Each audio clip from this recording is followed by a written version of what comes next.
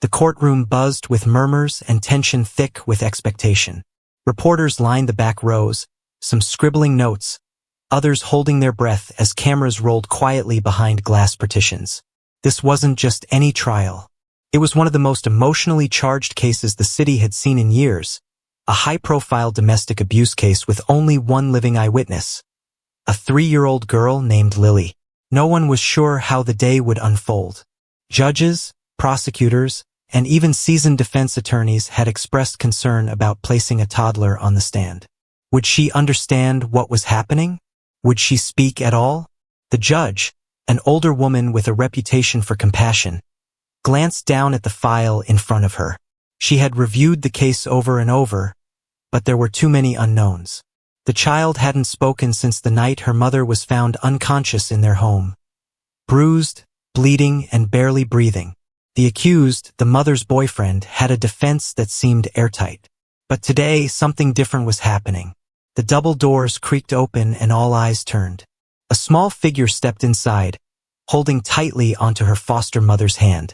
She wore a pale blue dress with white polka dots, a ribbon slipping down the side of her messy hair. Clutched in her free hand was a plush bunny, its ear half torn and dangling from overuse. Behind her padded the soft sound of claws on the linoleum floor. The courtroom collectively exhaled when the large German shepherd entered the room. Calm and majestic, his brown eyes scanned the room, alert but relaxed. His police-issued therapy vest strapped securely around his chest. Shadow had been trained to comfort young victims during testimony, but no one knew just how crucial his role would become. Lily paused. Her eyes flicked nervously across the unfamiliar faces, the towering seats, and the looming figure of the judge at the bench. She gripped her foster mother's fingers tighter. Then she saw him, Shadow. He sat perfectly still on the rug just in front of the witness chair, head slightly tilted. Without prompting, Lily let go of her foster mother's hand and shuffled over to him. She crouched beside the dog and buried her face in his thick fur. A hush fell over the room. Even the tapping of the court clerk's pen stopped. The judge leaned forward. The prosecutor looked hopeful. The defense attorney raised an eyebrow. Then Lily whispered. Only Shadow could hear it. Her lips barely moved, her breath shallow, her fingers twisting a piece of the dog's fur. At first, it seemed like just a child's nervous murmur, until her face changed. She pulled back slightly and looked up at Shadow, her wide eyes focused, her brow furrowing like someone trying to remember something long buried. Then she looked across the room at him, the man on trial. Lily didn't point. She didn't cry. But her voice, suddenly louder than anyone expected, sliced through the silence like a blade through still water. He's the bad one. Gasps erupted from the gallery. The defense attorney shot to his feet. Objection. Sustained, the judge said quickly, recovering her composure. The court will disregard the child's outburst. But no one did. Not really.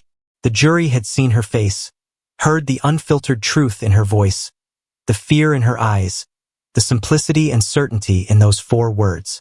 Lily hadn't been coached. She hadn't been told what to say. She had spoken to a dog. The prosecutor, a woman in her mid-30s named Rachel Torres, had been preparing for this moment for weeks. Still, she hadn't expected such a raw, immediate declaration.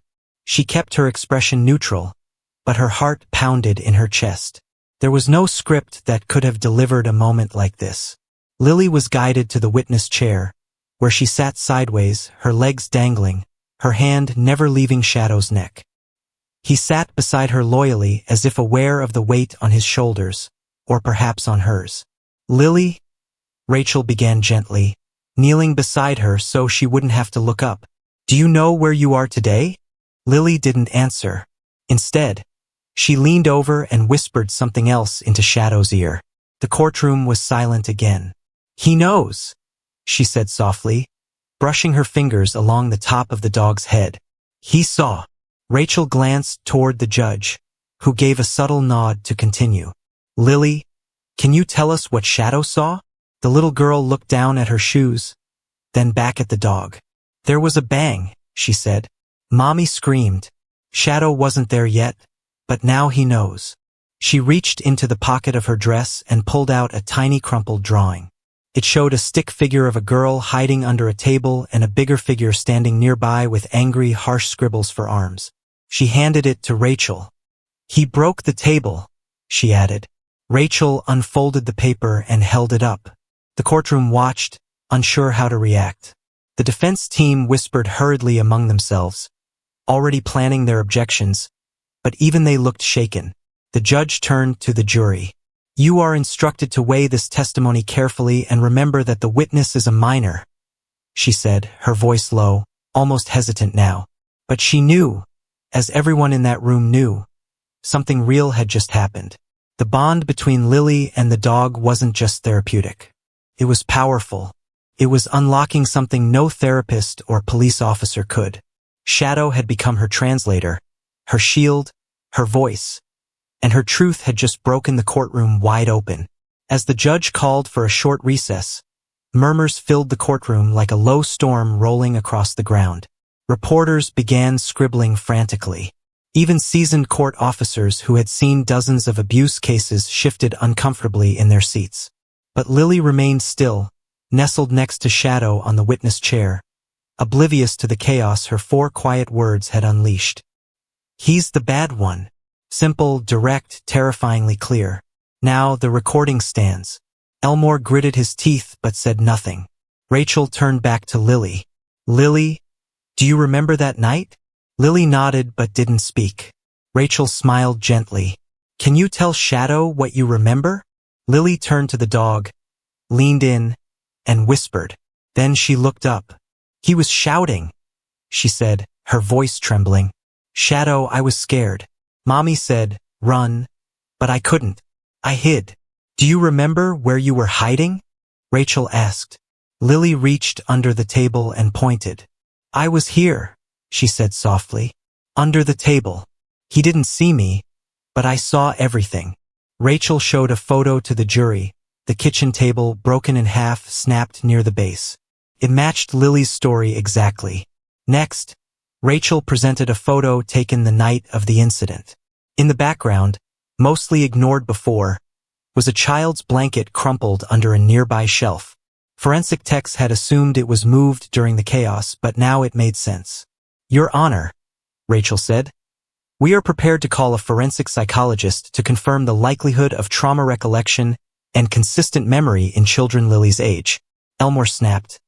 "You can parade in all the experts you want, but this is still a child with an overactive imagination and a talking dog." Lily looked at him for the first time. "I don't talk to you," she said coldly. "I only talk to Shadow." A few jurors chuckled softly. Even the judge smiled slightly. Shadow, still perfectly still, leaned into Lily as if sensing her tension. His head pressed against her small shoulder. She smiled for the first time in days. Rachel took a risk. She approached the witness chair, knelt down again, and said quietly, "Lily, do you want to tell Shadow what happened when the police came?" Lily nodded. "They took him away. I was under the blanket. I didn't move. The lights were flashing. I saw the red and blue. I saw Mommy on the floor." The courtroom seemed frozen. No one could look away. And Lily added something unexpected. "Shadow would have barked. He would have told me it was okay. But I had to wait." Rachel slowly rose to her feet. "Your Honor, I rest my questioning for today."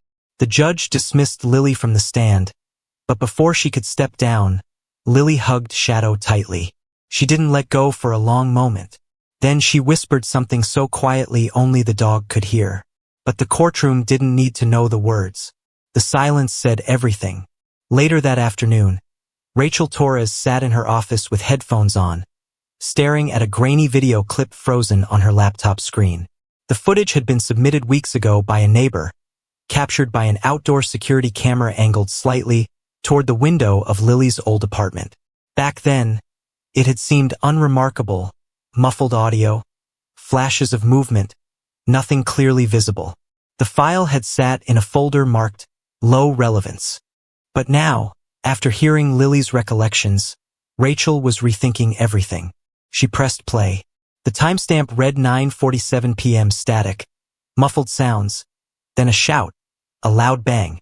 A faint voice, high-pitched and unclear. Rachel paused, replayed it, slowed it down. There it was again. Hide. She bolted upright in her seat. Was that Lily? She enhanced the audio as best she could and listened again. The noise aligned with what Lily had described. The shout, a crash, the sound of something wooden splintering, and then the tiny voice, Shadow, hide. Shadow hadn't been there that night, but her mind had processed the memory through his presence. She was reliving the trauma now, safe enough because of the dog to reveal what she couldn't say before. Rachel immediately called the audio forensic specialist. By the next morning, the courtroom was packed again. Rachel stood confidently, a screen set up beside her. Your Honor, with permission, we'd like to introduce enhanced audio footage submitted by a neighbor on the night of the incident. The judge nodded. Proceed. The room dimmed slightly as the screen flickered on. Please note, Rachel continued, this footage was recorded without any knowledge of this child's testimony. No one had identified the voice in the background until yesterday. The video played. 9:47 p.m. The crash echoed through the room, startling even those who had heard the story before. Then came the man's voice, yelling, indistinct but angry, followed by something falling. And then, faint but undeniable, Shadow, hide, gasped. Rachel paused the footage. Lily has been saying those words repeatedly in therapy sessions and in this very courtroom. She wasn't coached. She wasn't prompted. This audio proves she was not only present, but mentally engaged during the event. She remembered. She relived it. And now, through Shadow, she's found her voice. Elmore sprang to his feet. That's speculative. Dogs don't translate English, Miss Torres. Rachel didn't blink. No, Mr. Elmore, but trust does. The judge overruled the objection. Elmore's confidence visibly cracked. Rachel continued, we also have Officer Brad Yenzen, one of the first responders at the scene, to verify what he heard and saw when he entered the residence. Yenzen took the stand, his uniform crisp, eyes sharp. When we arrived, we found the mother unconscious in the kitchen.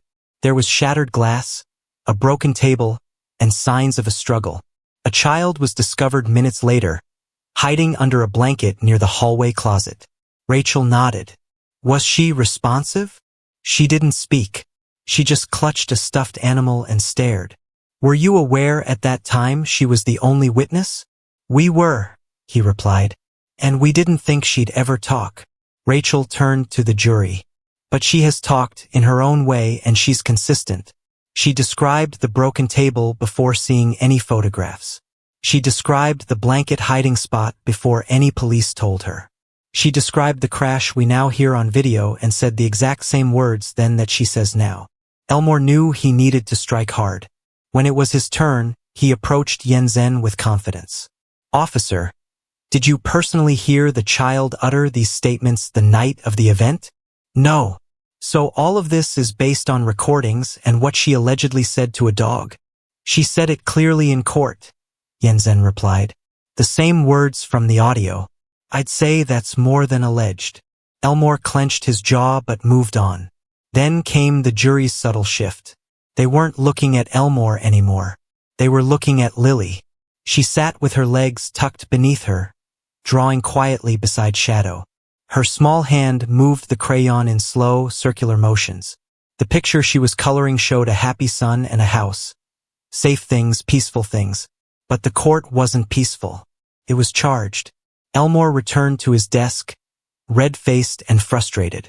Rachel took one final step. She stood facing the jury. Ladies and gentlemen, we live in a world that often underestimates children. We think they don't remember, that they don't understand. But trauma doesn't care how old you are, and truth doesn't need a loud voice. Sometimes it only needs a whisper, or a child speaking to a dog who makes her feel safe enough to remember. Silence. Even the judge took a breath before proceeding. Court will reconvene at 9 a.m. tomorrow, she said quietly. Jury, you are dismissed for today. As everyone began to gather their things, Shadow stood slowly and stretched. Lily yawned and rested her head against his side. Reporters later described that moment as more powerful than any testimony, because the truth didn't need a spotlight. It was lying quietly beside a little girl in a courtroom full of adults, being brave in her own way. And for the first time since this trial had begun, people truly started listening. The next day, the courtroom was quieter than usual. It was as if the air itself had softened in response to the small girl and the silent dog who had taken control of the story without trying. There were no grand speeches, no expert theatrics. Just a child in her drawings and a dog who somehow knew how to carry the weight of her voice. Rachel Torres walked through the courthouse entrance with a mix of anticipation and unease. The case was shifting, but it was still fragile. One misstep could bring the whole thing crashing down. The jury was listening now, but for how long? In her hand, she held an envelope freshly delivered that morning by Lily's foster mother. Inside were more of Lily's drawings. Rachel had seen dozens from the past few weeks, most vague or symbolic, but one of them stopped her in her tracks. Lily had drawn a kitchen. Broken lines represented shattered glass. The table was split clean in two, and behind it, beneath it, was a small stick figure with wide eyes, drawn in blue, huddled, alone. And on the far side of the image, towering over everything, was a dark figure shaded in thick, angry strokes of black and red. The figure's hands were scribbled furiously, as if Lily had drawn them with frustration or fear. At the very top of the page, in childlike letters, were two words. He yelled. Rachel knew this needed to be shown in court, not as art but as a kind of testimony. When the trial resumed, Lily was already seated quietly with Shadow, who was curled beside her like a sentry. His head lay across his front paws, eyes open with calm. Judge Holloway entered and court was called to order. Rachel stood. Your Honor, with permission, we'd like to submit another drawing from the witness. It was created yesterday evening, unsolicited. It directly relates to the events being discussed. Elmore stood immediately. Objection. We've already entertained enough crayon sketches. This is bordering on theater. Rachel turned, holding the drawing in her hand. This isn't theater. It's a child's memory expressed in the only way she feels safe. These aren't scribbles. They're recollections. The judge looked at the drawing as the bailiff brought it forward. She studied it for a long moment. The silence stretched across the courtroom like a heavy curtain. I'll allow it, the judge said at last. Proceed. Rachel displayed the drawing on a projector screen. The jury leaned forward almost involuntarily. This was drawn last night. No one prompted her. No one guided her. But what it shows is powerful. She walked closer to the screen and pointed. This is the kitchen. A broken table matches photos from the scene. This here, under the table, is Lily hiding, as she told us. And this, Rachel gestured toward the red and black figure, is who she believes hurt her mother. Then Rachel paused. Lily, can I ask you a few questions about your picture? Lily didn't speak at first. She clutched Shadow's ear gently. Rachel knelt beside her, careful not to crowd her space. Who's this? She asked, pointing to the large figure. Lily looked at the screen, then at Shadow. That's when he yelled, she whispered. He said Mommy was stupid. He was big. Did he see you? Lily shook her head. I was under like a mouse. What happened to the table? He kicked it. Mommy fell into it. More gasps from the gallery. A juror covered their mouth. Rachel let the silence settle, then gently asked, How did you feel, Lily? Lily didn't answer, but she leaned into Shadow and whispered, I wanted you there. Rachel stood again. The point is not just what Lily says. It's that her words, drawings, and memories match the physical evidence. The broken table, the shattered glass, the bruises on her mother's arms. This isn't just emotional testimony. This is factual alignment from a child who cannot yet manipulate the narrative. The judge nodded slowly, but Elmore wasn't giving up. When it was his turn, he approached with visible skepticism. Lily, he began, is that just a picture you made up? Lily said nothing. Maybe you dreamed it. Kids have dreams, right? Still no answer. Elmore turned to the judge. Permission to approach the witness. Granted. He knelt beside Lily, trying to appear friendly. "Hi, Lily. That's a nice dog you've got." Lily looked away. "Is Shadow your best friend?" She nodded. "Do you tell him stories?" Another nod. "Sometimes do you tell Shadow pretend stories?" Lily blinked, confused. "Only real ones." "Are you sure?" Elmore pressed. "What if the bad guy wasn't really bad? What if he tripped and Mommy fell?" Rachel rose quickly. "Objection." Leading the witness. Sustained. Elmore backed off but tried one last jab. "You know your drawings can't talk, right?" Lily looked up. "No," she said quietly. "But they remember." It wasn't loud. It wasn't dramatic. But the courtroom shifted again. A pause, a murmur from the gallery. The judge nodded slowly and said, "Let the record reflect the child's statement." As Elmore sat down, visibly rattled, Rachel felt something subtle inside her. They were getting closer. The jury wasn't just listening, they were connecting. Lily wasn't a passive witness anymore. She was the case's compass. Before court adjourned for the day, Lily reached into her coloring folder again and pulled out another drawing. She didn't say anything. She simply stood up, walked to Rachel, and handed it to her. It was a picture of Shadow. Beside him stood a small figure with a smile. Above them was a heart, and below it, in purple crayon, "Shadow is not scared." Rachel looked down at Lily. "No," she whispered. "He isn't. And neither are you." Lily smiled for real for the first time since the trial began. And just like that, the child's proof had done what full testimony often couldn't. It told the truth with crayons, silence, and the steady presence of a dog. The courtroom had changed, not physically, but in mood. Everyone from the jurors to the bailiff now looked at Shadow differently. He was no longer just a K9 comfort dog. He had become an essential thread in the fragile but growing tapestry of truth. And more importantly, he had helped a traumatized child speak in a way no human could. When court resumed the next morning, there was tension in the air. Not the anxious kind, something closer to hope. People leaned in, whispering to each other. Even Judge Holloway noticed the atmosphere and cleared her throat to regain focus. Rachel Torres stood and asked for something no one expected.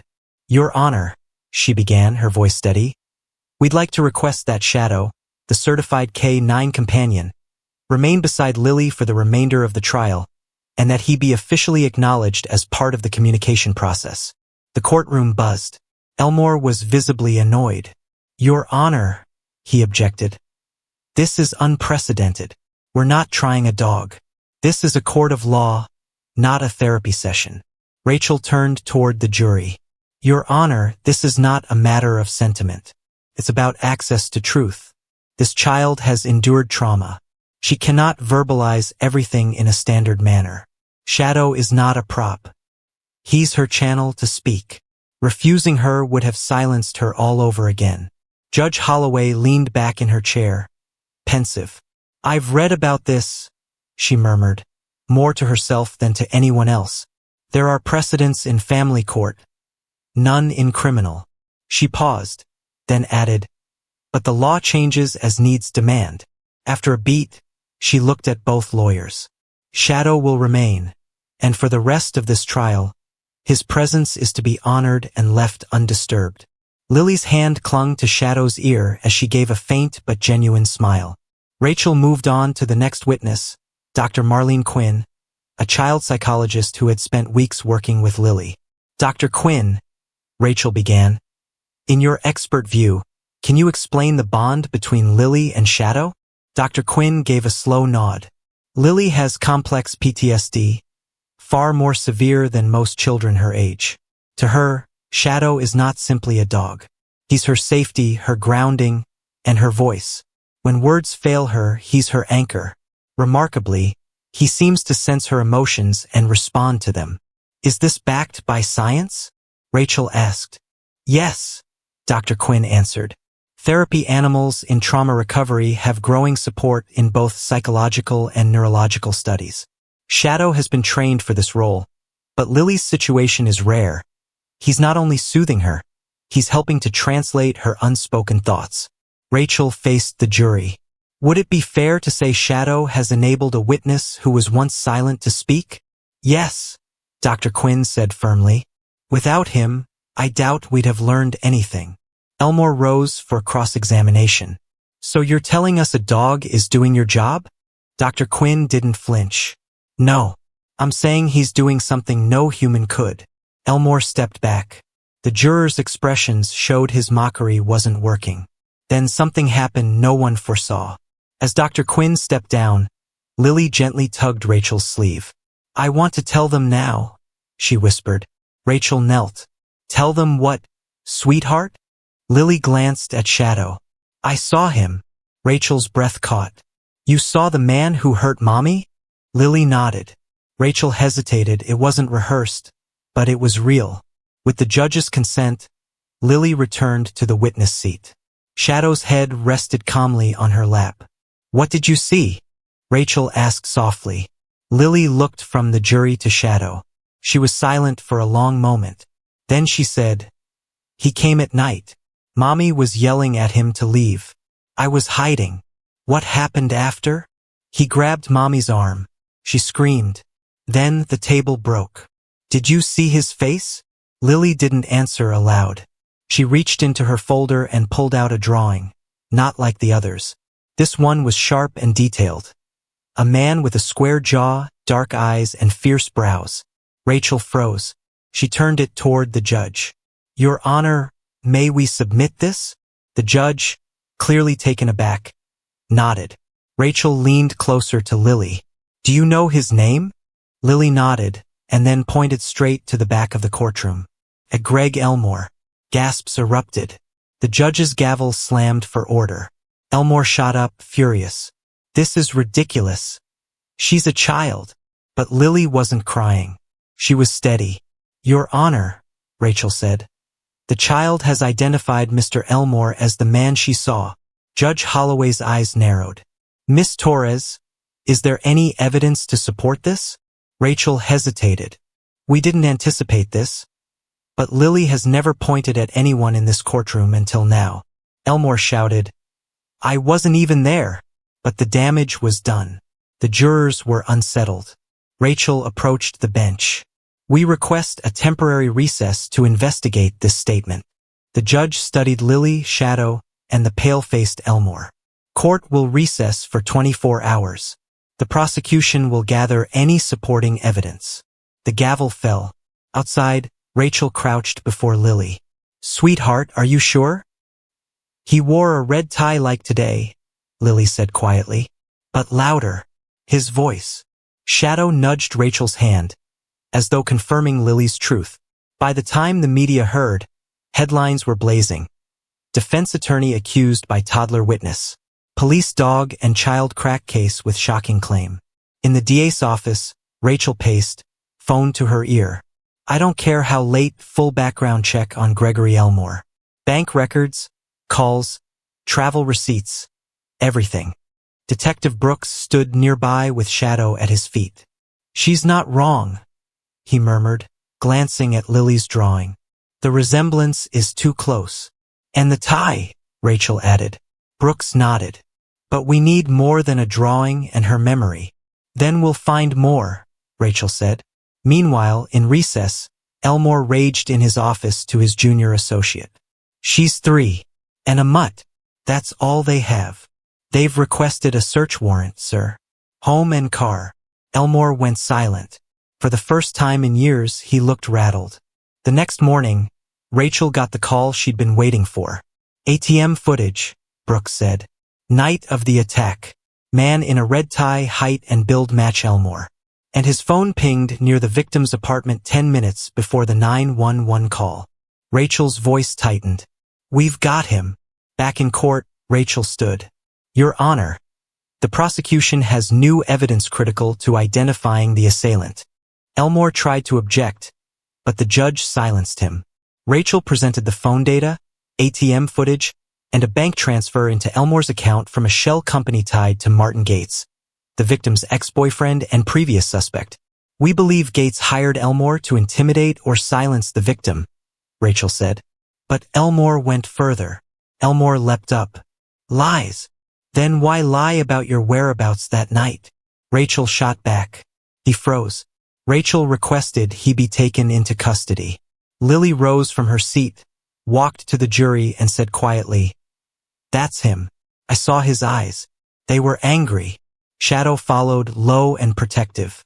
The judge ordered Elmore detained without bail. Deputies led him out. This time, Lily didn't look away. Rachel knelt beside her. "You were so brave." "Shadow helped," Lily replied. Reporters swarmed outside, asking if a toddler and a dog had really solved the case. Rachel told them, "Justice doesn't care how truth arrives, only that it does." Inside, Lily drew freely for the first time in months. Pictures of sunshine, trees, and a smiling dog. Every person in that courtroom was shaken, not just because a powerful defense attorney had been unmasked, but because it took a small child and a loyal K9 to do it. Brooks bent to Shadow. "Good work, partner." Across the room, Lily held a plastic police badge and asked Rachel, "Is the bad man gone?" "Yes," Rachel said. "He won't hurt anyone again." Weeks later, Judge Holloway honored Lily as an honorary junior justice advocate. Brooks and Shadow presented her with a stuffed toy dog. "Thank you, Shadow," she giggled. It was more than a court victory. It was a lesson in courage, healing, and truth. Media outlets told her story. Schools taught it. Letters of thanks poured in. Shadow returned to duty, now a local hero. Rachel took on new cases with fresh resolve. And one afternoon, outside the courthouse, Lily stood hand in hand with her recovering mother. "You're my little hero," Melanie whispered. "And Shadow too," Lily said. "Always." The bell chimed, the breeze carried laughter, and a girl who once couldn't speak had changed everything with a few brave words.